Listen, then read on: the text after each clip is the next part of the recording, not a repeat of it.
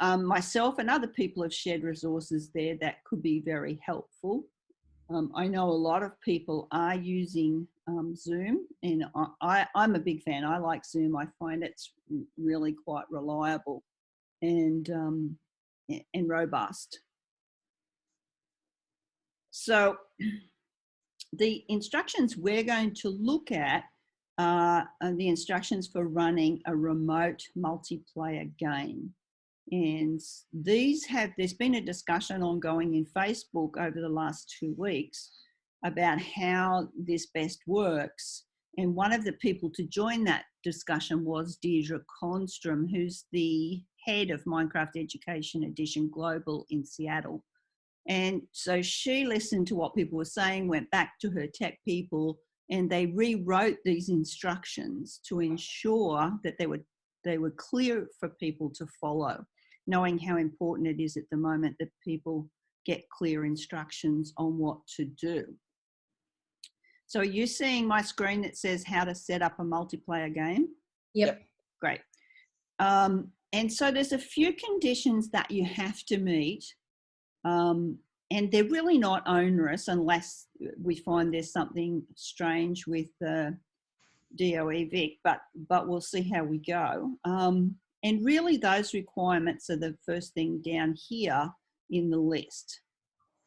So as long as everyone's in the same Office 365 tenant, and so in a few minutes we're going to test that and see if we can join a game from our disparate points of contact, but using our logins for education for Minecraft. So we all have to be on the same tenant. That means they have to be using their email, their logins for Office 365, which are, the department emails.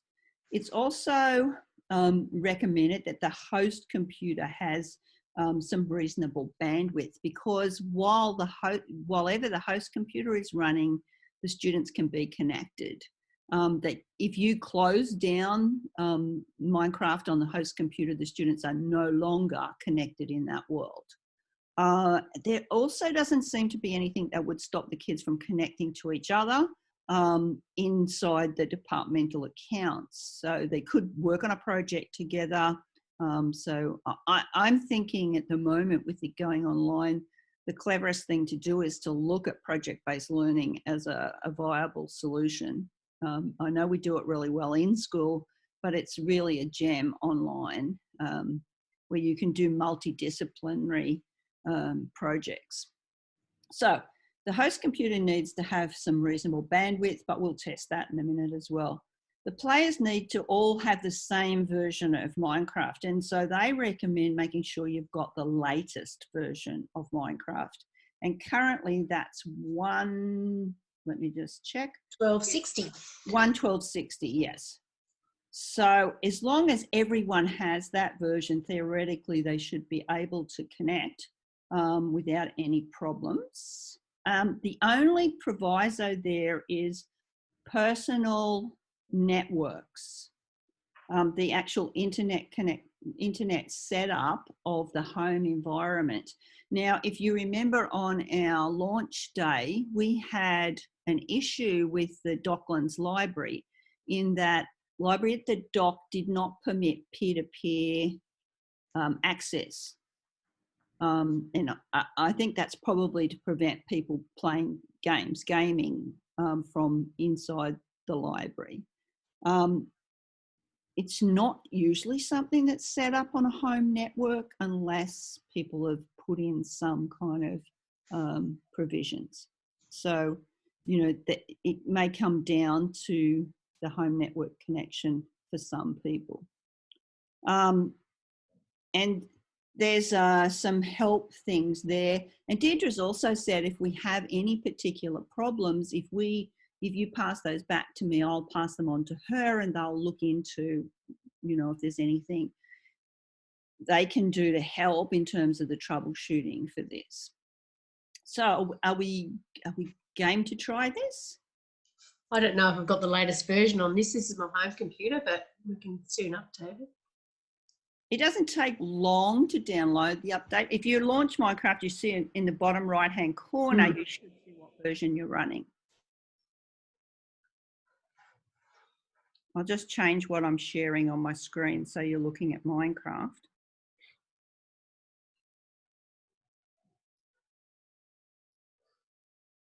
What about Matt and Alicia?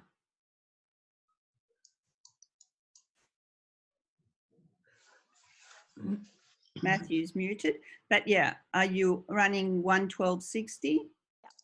Yep, great. I'm going to share the Minecraft login now. So I'll stop sharing the other screen.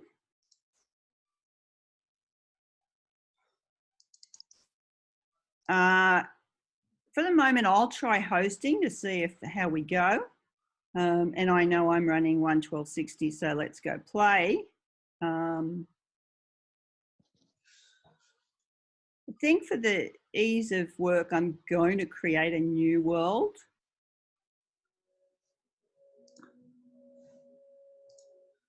And I'm going to go for the easiest options. I'm going to make it flat so we can see each other fairly readily. Nothing else happening. And I'm going to choose host. So you should see there that I'm choosing, instead of play, I'm choosing host. By the way, these little messages that you see coming up that fill the time while Minecraft's loading are really helpful. I learned something almost every login that I didn't know. So always keep an eye on those, on what's happening. Okay, so I'm just waiting for that to start. Okay, so I've got a world, it's flat, and I'm in it. And I'm just going to get the code. So I have a code now. Let's see if we can get it in. So you're going to, when you log in, you're going to do join instead of, when you do play, you want to do join, to join a world. Are you all seeing that? Yep. Okay, and so the code that this is offering me to give you is panda, the number 1, balloon, panda, sign, and then you want to click to log in. I can't get to my screen because you're stuck over the top of it. Oh, you can't minimize Zoom? No. Hang on, view options.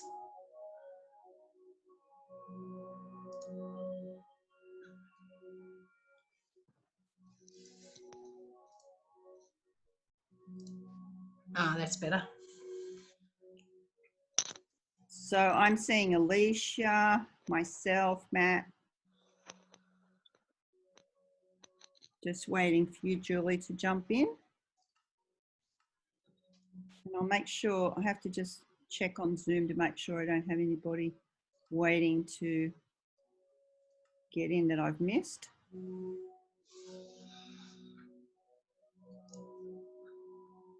Okay, so we are all in.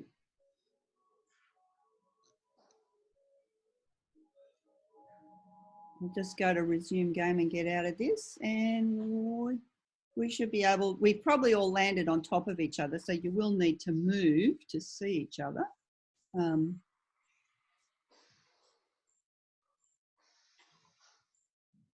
there we are. Bing, bang, boom. That was nice and easy. And we didn't have, well, it was pretty quick joining in. I'm just going to take a screenshot because that's kind of cool. Gather in a little bit. Yay.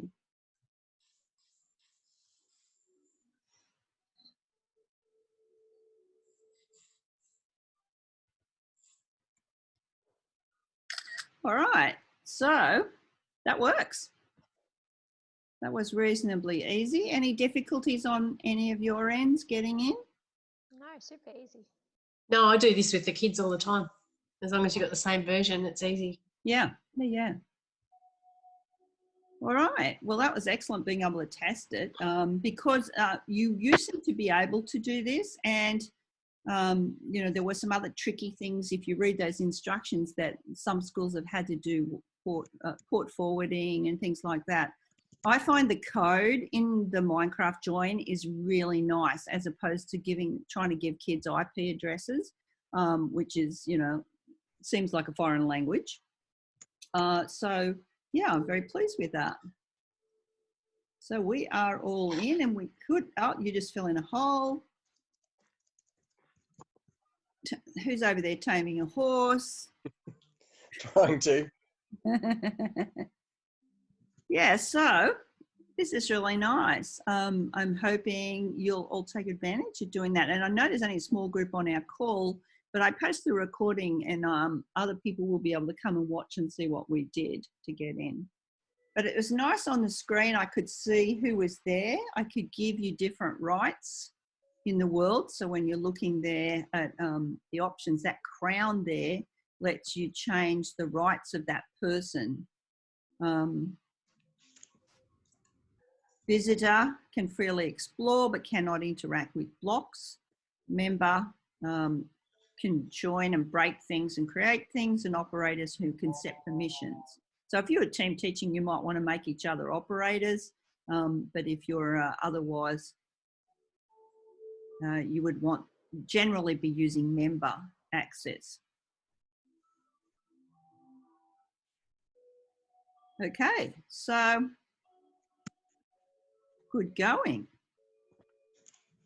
I think it's nice doing this the first time over Zoom too, which is, you know, really good screen sharing when you're doing it with the kids to give them a chance to see exactly what the code is that they need to put in. Cool.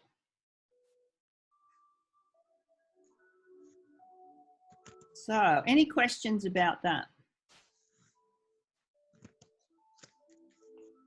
It's been good having a Year 3 student at home. My son's in Year 3, so he's been a very good test subject. Well, instructor, I should say, but he's been helping me to run sessions with practice on him. Great, great. Well, I'm trying to encourage everybody to consider that, you know, their project, even if we are online teaching, doesn't need to go out the window, that there's still a lot of viable ways to do that. Just doing it remotely, and, you know, just having a live test there that we can demonstrate to people, yay, this works. For the most part, there is an equity issue, of course, that we do need to consider in terms of kids who don't have internet access at home, or aren't allowed internet access, or, you know, for one or another reasons don't have, and we have to look at viable alternatives for them.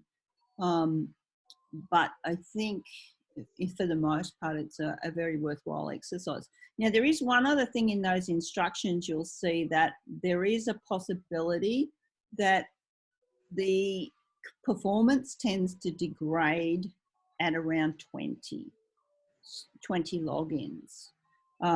So you may not be wanting to have a full class of students in, you know, in remote locations, all coming in at once.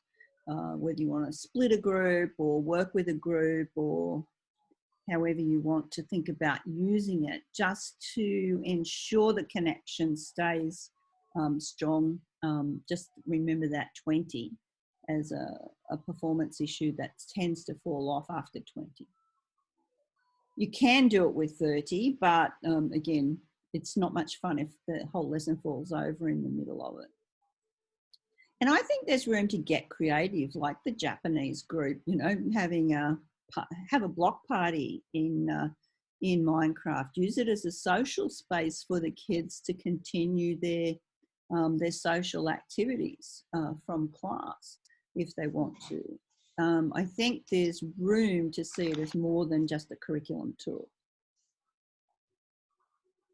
So, any questions on that?